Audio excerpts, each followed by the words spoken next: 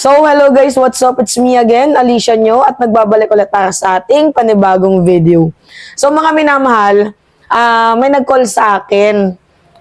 Isang kaibigan natin, kilala nyo naman ata to, no? Si Cap Nino, si Nino Bersaga. At meron siyang dalang medyo hindi magandang balita na ako daw po ay meron na daw nakasampang warrant of arrest. Which is para sa akin, kung sino man yung kupal na nag-file sa akin ng kaso, baka nang inang shit mo ka, madidismiss lang yan. Pakinggan nyo ha, mga minamahal, kasi nagulat ako sa balitang to eh. Sino kaya yung nagkaso sa akin? Kasi nakita daw doon sa House of Representatives, which is ako, naglalahad lang ako ng opinion ko. Naglalahad lang ako ng saloobin ko. Hindi ko alam kung ano yung kinaso sa akin kasi kung meron man akong warrant of arrest, di ba dapat ako yung unang makaka-receive niyan? I mean, dapat meron akong sabina. Isusumun ako.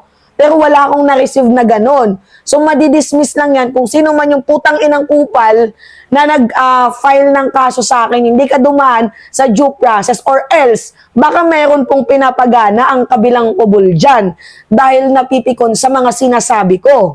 Alright, anyway, pakinggan natin tong si Nino. Anong mga may nagkaso sa kanya? Mga ganon-ganon? Ano niya nakitang may nagkaso sa akin? Di ba dapat ako yung unang makaalam? Correct. Kaya naalam ko nga rin sa kanya. Sabi ko, send mo sa akin kung sino yung nagkaso at yung warrant na yan. Putang ay na, may warrant ako. Sabihin mo go. Sabihin mo go lang kung sino magpa-file sa akin ng kaso, harapin ko. Okay. So, hindi naman ako natatakot, no? Nakikita nyo naman mga minamahal. Sabi ko, sige, go. Kung sino man yung magpa-file sa akin ng kaso. So, meron akong kutob. It's either si Dado, mga minamahal. Kasi, you know, siya lang naman yung kinontent ko na talagang nasa poll. Or else, pwede ring si congressman. Hindi lang natin sure. Pero, kasi kinall out ako, alam nyo naman yon, hindi na natin i-mention. Kinall out ako nitong congressman na to, na bakit daw ganun yung content ko, na parang pinapatalsik na daw siya ng isang relihiyon. Pero sa content ko na yon, nagtatanong po ako. Malinaw na nagtatanong ako at nagbigay ako ng opinion ko base lamang po sa komentong nabasa ko na dapat sana hiniwala yung muka ni congressman dito kay Kibuloy. Dahil itong si Kibuloy, alam naman nating may issue. So, posible na siya yung tinutukoy na may nag-file daw sa akin. Pero napaka-imposible din kasi unang-una yung taong yun abogado. Alam niya yung due process. Hindi mo ko pwedeng isumon, hindi mo ko pwedeng hainan ng warrant of arrest nang hindi mo alam kung saan pangalan ko, yung address ko, 'di ba? Hindi ako nakakatanggap ng subpoena, 'di ba? So hindi pwede 'yon. So I think 50-50 tayo kay congressman. Dito din naman kay Dado, Dado Climiente, 50-50 din ako. Kasi unang-una, naglahad lang din naman ako ng opinion ko kasi syempre 'di ba nagpa-blatter ako sa kanya. I don't know, baka gumanti sa akin si Dado, 'di ba? Na ako binlatter ko siya tapos siya kakasuhan niya ako. Hindi ko lang sure. Kasi wala naman talaga siyang mention na isa ako sa kanyang ipapategi. Pero the way na sinabi niya na yung mga pro-admin na mga vloggers ay kanya daw pong ipapategi. So ako, pro-admin ako, kiniklaim ko naman din yun na baka isa kami sa mga inilagay niya doon sa Intel.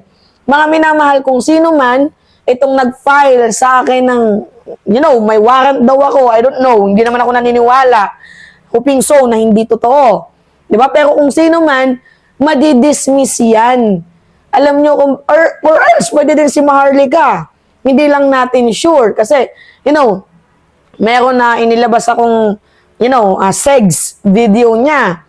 Tsaka, pinablik ko na siya ay merong gonorrhea sa bibig. Diba?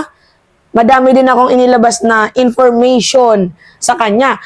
Nagtanong din naman ako sa abogado ko, nagtanong ako sa lawyer ko. Sabi sa akin, hindi ka pwedeng kasuhan, hindi ako pwedeng haina ng warrant nang hindi ako sinasabpina. 'Di ba dapat dadaan 'yan sa sa proseso, 3 sabpina pa 'yan kung kinakailangan. Tapos dapat a-attend ako sa mga hearing kung ipapatawag man 'yan. Kasi napaka-imposible na ako hahainan nila ng kaso, I mean ng warrant of arrest na wala naman akong nare-receive. Kasi paano ko ilalaban yung sarili ko? 'Di ba? So, tinanong ko naman si Ninyo, gino-joke mo ba ako? Hindi naman daw kasi meron siya sa akin pinakitang papers. Like, nung nakita ko yun, bakit source lang? Di ba? And, pero buti na lang, yung kaibigan natin si Ninyo, abay, binigyan tayo ng paunang advice. Di ba? Binalaan tayo. Which is maganda, ang bait ng ating kaibigan na tayo ay binibigyan niya ng advice, binibigyan niya tayo ng warning na baka may nag-file nga kasi nandun nga kanina sa House of Representatives itong si Nino Bersaga.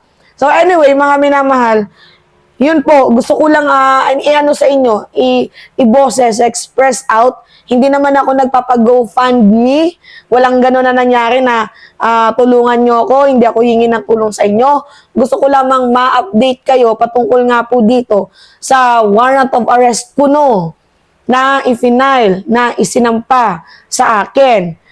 Kasi in the first place, dapat alam ko kung sino yung nag-file, di ba? Alam ko kung sino yung magkakaso sa akin. Which is, nung tinawagan ko ngayong grupo, lahat na windang, natahimik kami. Pero hindi kami kinabahan kasi alam namin, madi-dismiss. Diba? Nagigets nyo, mga minamahal? So, I hope na ipag-pray nyo ako sa laban natin.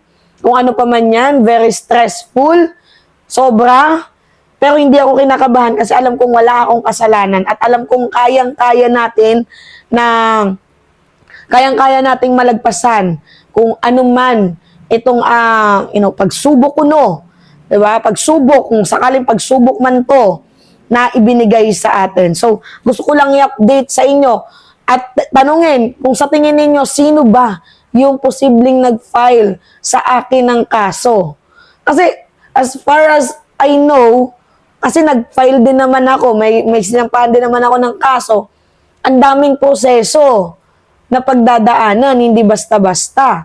Which is, nagulat lang ako. Kasi kung diretso warrant, ibig sabihin, minanipula. Diba? Nagigets ninyo? Kung may warrant ako agad, ibig sabihin, binraso itong kaso ko. Malalaman na lang ninyo soonest, mga minamahal, kung sino man ang nag-file ng case laban sa akin. Alright, i-update ko kayo. It's me again, Alicia nyo, at nagbabalik ulit para sa ating panibagong video. Maraming salamat, mga minamahal.